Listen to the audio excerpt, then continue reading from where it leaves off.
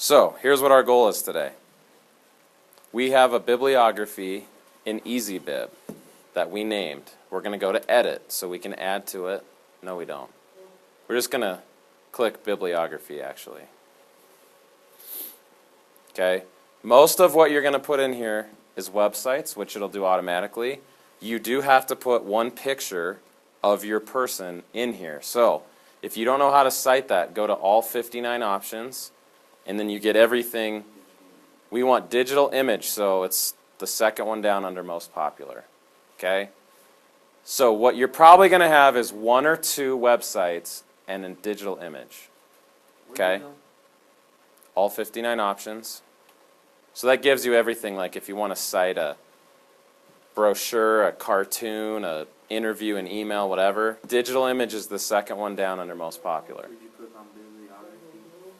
Yes, and then it takes you to where you can put your citations in. No, listen, EasyBib is called EasyBib because it does it for you. But you do have to put info in. Yeah, you have to put in what it doesn't detect.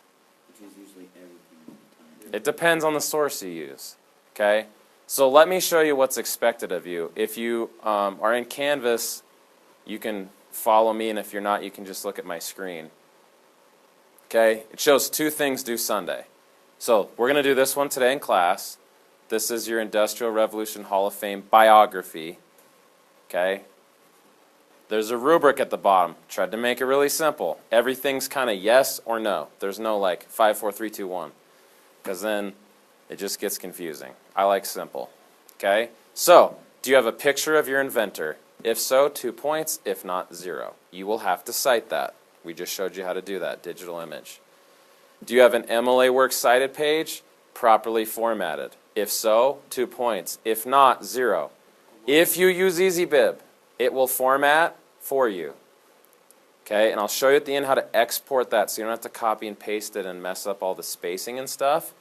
Okay, if something's not alphabetized, that tells me you were trying to do too much. Let EasyBib do it for you. Okay? Then, to the content of what you're actually writing. We talked about the 5 W's and an H yesterday. When people write newspaper articles, they always say you got to include the 5 W's and the H to tell us like what's going on, who, what, where, when, how, and why. So you're going to include all of those about your inventor and his inventions. Okay? So for example, who? You'd start out with, so-and-so was born in this year in Germany. There's your where. Okay? He invented the diesel engine, that's the what, in 1850. That's the when. He did it because he wanted an alternative to whatever other type of engines existed. There's the why. And he figured it out after 5 years of testing in his lab. There's the how. So you can just follow those in order. It doesn't matter. You just have to include them. If you do, you get 2 points. If you don't have all of those, you get 0. Okay? Last but not least, you're going to have some facts in there, and that's some of the stuff you're going to cite. If they're explained, relevant, and indeed factual, like not made up, you get 2 points. If they're not explained, relevant, and factual, you get 0. So it's out of 8. It's due Sunday at midnight. We're going to do it today in class. Okay? The other thing that's due Sunday, we will do this the second half today. The slogan, exactly. Okay? I basically gave you 3 criteria. This one's more of the low-key for fun.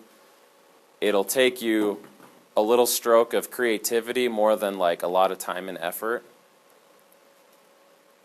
Basically what we're looking for is it has to look good, it's got to be original, and we would appreciate some clever, funny humor in it, if possible. Okay, original means you didn't find it online.